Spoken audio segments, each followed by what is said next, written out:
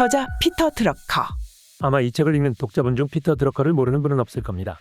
하지만 그의 책을 모두 읽은 분도 없지 않을까요? 논문을 제외하고 출간한 책만 해도 39권이나 되는 것으로 알려져 있으니까요. 경영학의 아버지, 20세기 최고의 미래학자 등 다양한 수식어가 붙지만 정작 본인은 작가로 불리길 원했습니다. 제2차 세계대전 발발 무렵에 그는 저서 경제인의 종말, 산업인의 미래를 써서 일약 스타가 됩니다. 경제인의 종말에는 처칠 같은 리더가 등장해야 한다라고 주장한 대목이 나오는데요. 그래서일까요? 처칠이 이 책을 영국의 사관학교 졸업생 전원에게 지급하는 도서 목록에 포함시킨 것으로 유명합니다. 산업인의 미래란 책에서 그는 커다란 조직의 관리, 구조, 거대 기업의 지위 등에 대해 이야기했는데요. 1943년에 GM의 브라운 부회장이 그 책을 감명 깊게 읽었는지 자기네 회사의 정책과 구조를 연구해달라고 요청했습니다. GM에서 1년 반 동안 컨설팅한 경험을 녹여 기업의 개념을 출간합니다. 기업의 실체가 무엇인지 정의한 건데요. 그는 기업에는 3가지 주요 요소가 있다고 보았습니다. 첫째, 기업의 성과. 둘째, 종업원 등 내부 조직. 셋째, 기업의 사회적 영향과 사회적 책임이 그것입니다. 1954년 그의 대표작인 경영의 실제가 탄생합니다. 그는 그 책 출간 후 경영학의 아버지라고 칭송받기 시작합니다. 그 책의 확장판이 20년 후인 1974년에 피터 드러커의 매니지먼트 경영의 과업, 책임, 실제라는 제목으로 출간되었는데요. 1954년에 나온 책이 경영을 처음 접하는 사람들에게 흥미를 일으키는 것이라면 1974년에 나온 책은 총체적인 참고서 노릇을 하고 있다고 보면 됩니다. 이 책의 핵심. 경영자의 직무는 일하도록 지시하는 것이다. 드러커는 먼저 경영자의 직무에 관해 이야기합니다. 경영자는 다른 사람들에게 각자의 일을 하도록 지시함으로써 자신의 업무를 완수하는 사람이라는 겁니다. 자기 스스로 일해서는 안 됩니다. 이를 믿고 맡겨야 합니다. 드러커는 당시 대기업과의 교류 경험을 바탕으로 비즈니스를 경영하는 법, 매니저를 관리하는 법, 자금 및 근로자를 관리하는 법에 관해 이야기했습니다. 전설적 기업도 탁월한 경영자가 없으면 망한다. 시어스라고 들어보셨나요? 1886년에 탄생한 미국의 전설적인 유통업체인데요. 지금은 잘 모를 수도 있겠지만 1950년대만 해도 엄청나게 잘 나가던 기업 중에 하나였죠. 이야기는 19세기 말 줄리어스 로제널드라는 탁월한 CEO가 시어스를 경영하던 때로 거슬러 올라갑니다. 로제널드의 눈에는 농부 계층이 하나의 거대 시장으로 형성되는 것이 보였습니다. 비록 그들이 구매력은 낮았지만 인구가 엄청나게 많았기에 상당한 시장이 되리라 확신하였습니다. 그들에게 쉽게 접근할 수 있는 새로운 유통채널이 필요하다는 걸 깨닫고 우편 주문 카탈로그 책자를 만들어서 뿌립니다. 당시 성경과 더불어 농장에 있는 유일한 책이란 말을 할 정도였죠. 또한 최초로 환불 정책도 만들었는데요. 그전까지는 거래의 리스크가 구매자에게 있었습니다. 한 번 팔면 끝이었죠. 그러나 시어스는 구매한 뒤 마음에 들지 않으면 얼마든지 반품할 수 있도록 거래 구조를 바꿨습니다. 반품이 쉬워지자 비싼 물건도 거침없이 삽니다. 그만큼 시어스의 매출액도 늘어갑니다. 1920년대 중반 로제널드의 뒤를 이어 지휘봉을 잡은 로버트 우드도 시장의 변화를 감지하는데요. 자동차의 등장으로 농부들이 도시에 나가서 쇼핑을 할 수 있게 된 것이죠. 그는 농부들이 도시 중산층과 비슷한 라이프 스타일을 원한다는 것을 파악하고 점포를 열게 됩니다. 점포를 여니 책임지는 점장이 필요해졌죠. 그래서 1930년부터 본격적으로 매니저 양성을 시작합니다. 이런 인물들이 계속 시어스를 이끌었다면 지금도 승승장구하고 있을 텐데요. 안타깝게도 이 정도의 안목을 지닌 경영자가 등장하지 않아서 결국 2018년 역사의 뒤안길로 사라지고 맙니다.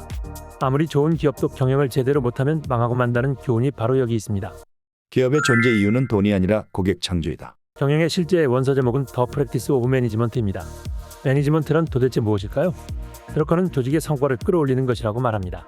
기업에서 조직의 성과란 돈을 많이 버는 것일까요? 이 문제에 답하기 위해 먼저 조직의 존재 이유를 생각해봐야 합니다. 기업이라는 조직의 존재 이유는 무엇일까요? 돈을 버는 것일까요? 좀 이상하죠?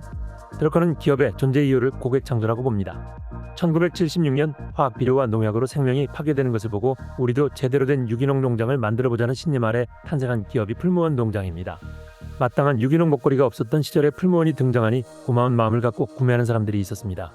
드러커의 설명에 대입해보면 유기농 먹거리를 먹고 싶다는 니즈가 되며 유기농 먹거리가 먹고 싶어 돈을 주고 구매했다는 니즈를 유효수요로 전환한 것이 됩니다. 고객 창조는 니즈를 유효수요로 전환했다라는 어려운 말을 알기 쉬운 말로 설명한 것입니다. 기업의 존재 이유가 고객 창조이니 조직의 성과란 고객을 잘 창조하는 것이겠죠. 이익인가 손해인가, 돈을 남기는가 못 남기는가는 그 다음의 문제라는 말입니다. 결국 고객이 가장 중요합니다. 따라서 고객이 누구이고 어디에 있고 무엇을 구매하고 중요하게 여기는 가치는 무엇인지를 하나하나 정의해보라고 그는 이야기합니다. 기업의 존재 의의가 고객 창조이면 기업의 주요 기능은 마케팅과 혁신입니다. 기업이 할 일은 만들면 팔리는 것이 아니라 고객이 원하는 것이 무엇인지를 파악하고 만드는 것이라는 거죠. 지에서는 이미 1952년에 마케팅 담당자가 제품 기획 단계부터 참여하는 것이 일반화되었습니다. 혁신은 좁게는 더 싸게, 더 빨리, 더 좋게 등 생산성 향상이고 넓게는 새로운 욕구의 창출까지 포함합니다. 대표적인 예가 음식이 얼어붙는 것을 막도록 에스키모에게 냉장고를 판매한 것입니다. 즉 마케팅은 기존 욕구를 충족시키는 것이고 혁신은 잠재된 욕구를 충족시키는 것이라고 이해하면 됩니다. 특히 사회적 니즈와 사회 문제에서 새로운 사업 기회를 찾으라고 주장했는데요. 오늘날 마이클 포터의 공유가치 창출, 즉 경제적 이익과 사회적 이익을 동시에 추구하자는 데까지 연결됩니다. 당신의 사업이 무엇인지 재정의하라. 사업이 무엇인지에 대해서도 답할 수 있어야 합니다. 사업의 정의를 말하는 것입니다. 드러커가 캔 용기 제조회사를 컨설팅할 때의 일입니다. 드러커는 늘 그렇듯 무슨 사업을 하는지 물었고 사장은 당연히 캔을 제조한다고 말했죠. 드러커는 혹시 포장 용기를 제조하는 것은 아닌가요? 라고 다시 물었는데요. 그 한마디가 캔 용기 제조회사를 비약적으로 발전시키는 밑거름이 되었다고 합니다. 사업에 대한 확대, 재정의와 새로운 해석이 신사업을 창출한 것이죠. 드러커는 이 대목을 좀 더 발전시켜 5가지 질문을 최소 3년 주기로 스스로 물어보라고 합니다. 첫째, 우리의 사업은 무엇인가? 둘째, 우리의 고객은 누구인가? 셋째, 그 고객이 원하는 가치는 무엇인가? 넷째, 우리의 사업은 어떻게 될 것인가? 다섯째, 우리의 사업은 무엇이어야 하는가? 후세의 연구가들은 이를 드러커의 위대한 5가지 질문으로 정리합니다. 또한 수익은 결과이기는 하지만 절대 손을 놓아서는 안 된다고 말합니다. 기업이 적절한 수익을 내지 못하면 사회는 고스란히 그 손실을 떠안아야 하고, 기업이 혁신을 못하고 성장을 못하면 그로 인한 궁핍은 고스란히 지역사회 주민의 몫이 된다는 것이죠. 포드는 원맨 경영으로 성공했고 실패했다. 1920년대 초만 해도 포드의 시장 점유율은 67%에 달했습니다. 그런데 1940년에는 시장 점유율이 20%로 떨어집니다. 그 사이에 어느 한 해도 이익을 내지 못했다는 놀라운 사실과 더불어 말이죠. 창업자 헨리 포드는 원맨 경영을 추구했습니다. 관리자는 필요 없다. 내가 원하는 것은 기술자뿐이다라며 경영은 내가 알아서 다 한다고 말했습니다. 심지어 포드 자동차가 운영하는 제철소의 최고 책임자는 자기가 구입하는 석탄 가격조차 몰랐다고 합니다. 원가도 모르는데 경영이 가능할까요? 참으로 한심한 형국이었습니다. 포드 임직원들은 포드가 은퇴하고 그의 아들인 에드셀 포드가 하루라도 빨리 회사를 물려받길 내심바랐죠. 그런데 무슨 운명의 장난인지 에드셀 포드는 49세란 젊은 나이에 암으로 세상을 떠납니다. 그때 창업자의 손자인 헨리 포드 2세는 군대에 있었는데요. 부랴부랴 제대해서 회사에 합류합니다. 그리고 어니스트 브리치를 부사장으로 임명합니다. 그 결과 10년이 지난 1955년부터는 포드의 실적은 점차 회복될 수 있었습니다. 여기서 궁금한 게 있습니다. 그럼 1920년대 초에는 어떻게 시장 점유율 67%라는 탁월한 성과를 낼 수 있었을까요? 그땐 원맨 경영을 하지 않은 걸까요? 그렇습니다. 그땐 원맨 경영을 하지 않았습니다. 제임스 쿠젠스란 걸출한 인물이 포드와 함께 있었습니다. 사실 포드 자동차는 4명이 출범시켰는데요. 그 중에 포드와 쿠젠스가 있었죠. 나머지 2명은 일찍 사망하거나 조직을 떠났습니다. 그러다 보니 초창기 포드 자동차는 포드와 쿠젠스 2명이 이끄는 체제로 운영되었습니다. 쿠젠스는 1919년에 지분을 포드에게 넘기고 디트로이트 시장과 상원의원 등 정치가의 길을 걷습니다. 포드의 의사결정에 브레이크를 걸 수 있는 유일한 사람이 사라진 겁니다. 어차피 최종 의사결정은 CEO의 몫입니다. 하지만 주변에 예스맨만 있는가 아니면 중심으로 회사를 생각하는 사람이 있는가에 따라 다른 의사결정이 내려집니다. 포드 주변에는 창업자를 두려워하는 사람들밖에 없었습니다. 어떻게 근로자를 관리해야 하는가? 이번엔 IBM 이야기입니다. 작업자 또는 근로자를 어떻게 관리해야 할지 살펴보죠.